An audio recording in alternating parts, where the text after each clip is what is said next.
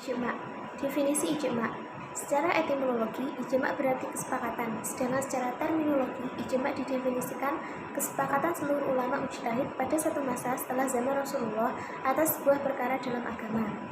Kehujahan ijma'. Jumhur ulama usul fikih berpendapat apabila rukun-rukun ijma' telah terpenuhi, maka ijma' tersebut menjadi hujah yang kotek atau pasti. Wajib diamalkan dan tidak boleh mengingkarinya.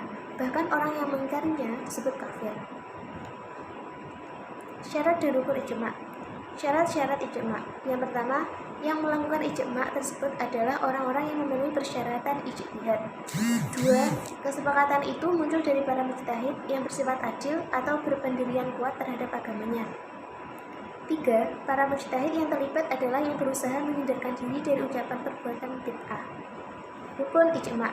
1. Adanya sejumlah para mujtahid pada saat terjadinya suatu peristiwa. 2. Adanya kesepakatan seluruh mujtahid di kalangan umat Islam terhadap hukum syarak mengenai suatu kasus atau peristiwa pada waktu terjadinya tanpa memandang negeri mereka, kebangsaan mereka, ataupun kelompok mereka. 3.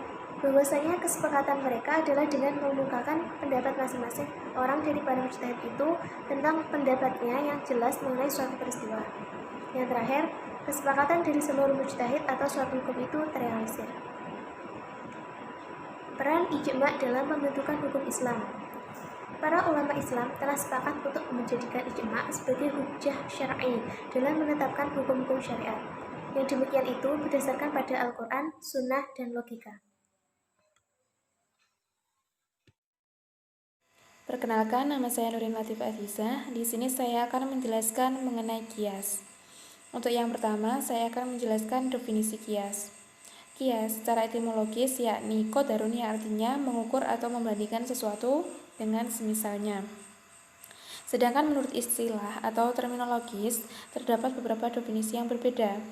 Menurut Imam Syafi'i sendiri, setiap kejadian atau peristiwa yang menimpa umat muslim itu pasti ada hukumnya. Dan setiap hukum tersebut harus memiliki nas, dan apabila tidak ada nasnya maka harus dicari permasalahannya. Dan untuk mencari jalan keluar atau jalan yang benar maka harus melalui dengan ijtihad, yaitu ijtihad kias. Selanjutnya mengenai kehujahan kias. Para ulama itu berbeda pendapat mengenai kehujahan kias. Di sini saya akan membahas tentang 5 pendapat tentang kehujahan kias. Yang pertama, jumhur ulama memandang bahwa kias hujjah dan wajib mengamalkannya berdasarkan syar'i. Jadi ulama di sini memandang kias bahwa itu wajib mengamalkannya berdasarkan syar'i. Yang kedua, pendapat Qofal dan Abu Husain al-Basri bahwa akal dan nakal menunjukkan kehujahan kias. Yang kedua, menurut Abu Qofal dan Husain ini, akal merupakan kehujahan kias, akal dan nakal. Yang ketiga, terdapat Al-Qasyani Nasrawi memandang bahwa kias wajib diamalkan dalam 2 hal. Jadi menurut Al-Qasyani dan Nasrawani ini, kias itu wajib diamalkan dengan 2 hal. Yang pertama melalui ilah asal dan yang kedua melalui hukum far'u. Ilah asal ditetapkan oleh nas dengan jelas atau dengan jalan ijma'. Ilah asal ini harus dinaskan dengan jelas atau dengan jalan ijma'. Sedangkan hukum far'u lebih utama dari hukum asal, seperti keharaman memukul orang tua, atau dapat dikiaskan seperti berkata kepada orang tua. Selanjutnya menurut mazhab Syahiri mengingkari kehujahan kias berdasarkan syariat meski secara akal bisa. Mazhab Syahiri ini mengingkari kehujahan kias berdasarkan syariat. Untuk yang kelima, mazhab Syiah dan Nizam dari Mu'tazilah memandang bahwa kehujahan kias itu mustahil secara akal. Secara garis besar 5 pendapat ini dikelompokkan menjadi 2 kelompok, yakni antara yang menerima kehujahan kias dan kelompok yang menolaknya. Untuk yang selanjutnya mengenai ketentuan kias. Ketentuan kias tersebut ada 4. Yang pertama adalah asal, yang kedua far'u, yang ketiga hukum asal, dan yang keempat adalah ilat. Yang pertama adalah asal.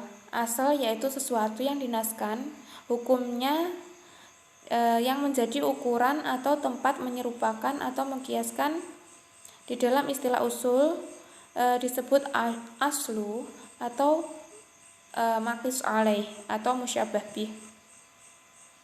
Sedangkan far'u yaitu sesuatu yang dinaskan hukumnya, yang diserupakan atau dikiaskan. Di dalam far'u tersebut terdapat 4 cabang. Yang pertama adalah cabang tidak mempunyai hukum yang tersendiri. Yang kedua, ilat yang ada pada cabang harus sama dengan ilat yang ada pada asal. Yang ketiga, cabang tidak lebih dahulu ada daripada asal. Yang keempat, hukum cabang harus sama dengan hukum asal. Yang ketiga, hukum asal. Hukum asal yaitu hukum syarak yang dinaskan pada pokok yang kemudian akan menjadi hukum pula pada cabang. Syarat hukum asal adalah sebagai berikut. Yang pertama adalah hukum asal harus merupakan hukum syarak dan amaliyah. Yang kedua, hukum asal harus makul, makna dalam arti mensyariatkan rasional. Jadi hukum asal ini harus bisa dinalar oleh akal. Yang ketiga, hukum asal bukan hukum yang khusus. Sesuatu hukum asal bisa merupakan hukum khusus dalam 2 keadaan. Yang pertama adalah bila ilat hukumnya tidak tergambarkan selain pada asal. Seperti mashul ufain, mengusap sepatu, dibolehkannya adalah makul al-man'a. Karena untuk menghilangkan kesempitan, ra'ful haraj, tetapi ilatnya memakai sepatu tidak dapat terbayangkan selain dengan cara memakai sepatu tadi. Yang kedua, ada dalil khusus menentukan hukum tersebut, seperti tidak boleh nikah dengan bekas istri-istri Nabi. Yang keempat adalah ilat, yaitu sebab menyambungkan pokok dengan cabangnya. Maka berbicara tentang kias akan lebih banyak berbicara tentang ilat hukum ini.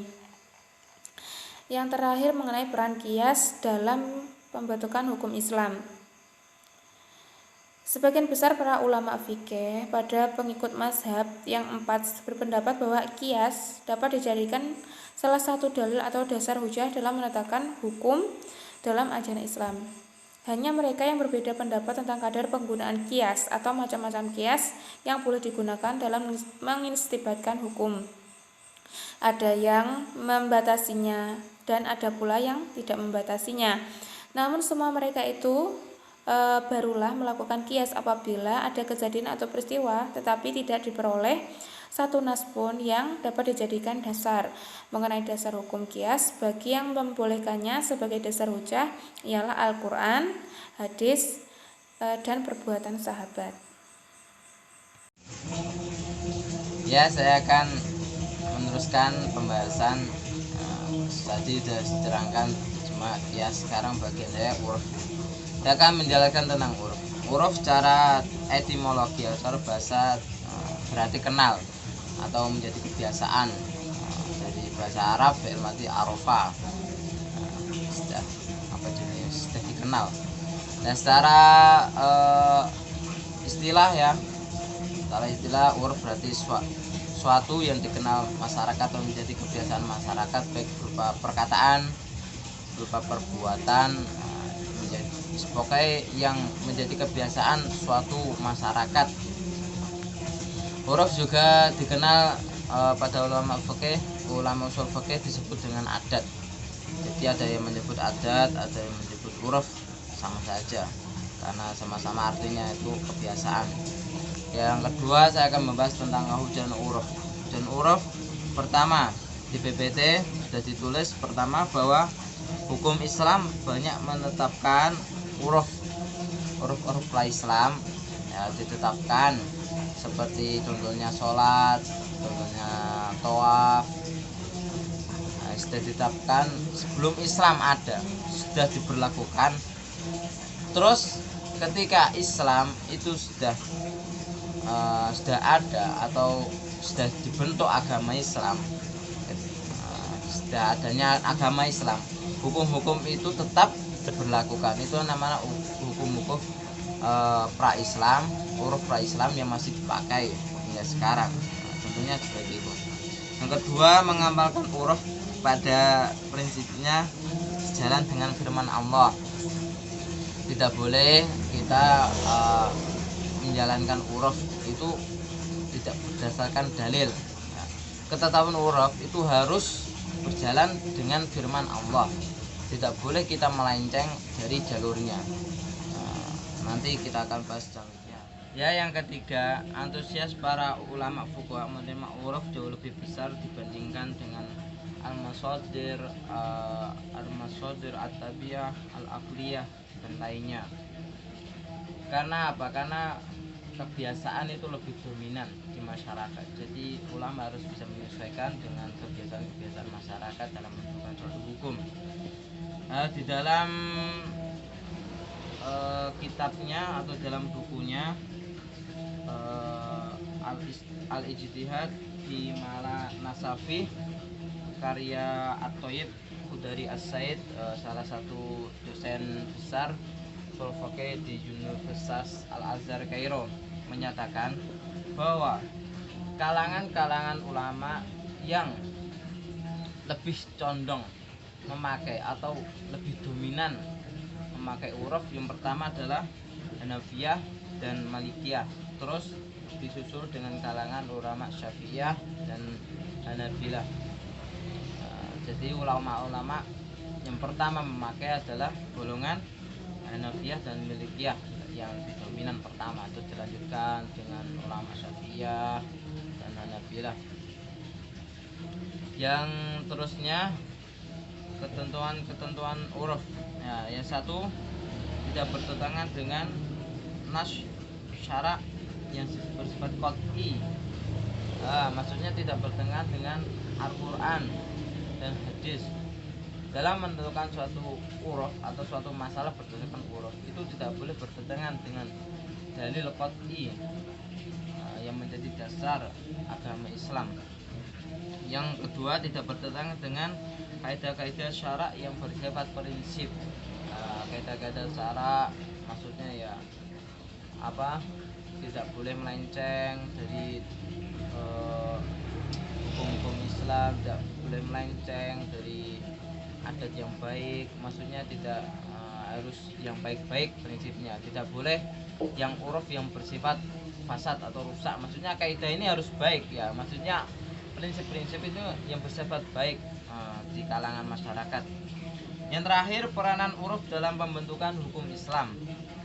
Para ulama memberikan pertimbangan terkait kebiasaan yang berlaku dengan memberikan batasan-batasan yang sesuai dengan kaidah-kaidah yang terkandung dalam Al-Quran As-Sunnah. Namun uruf juga tidak bisa selamanya dipakai dalam konteks yang sama dikarenakan perkembangan zaman yang selalu mengalami perubahan.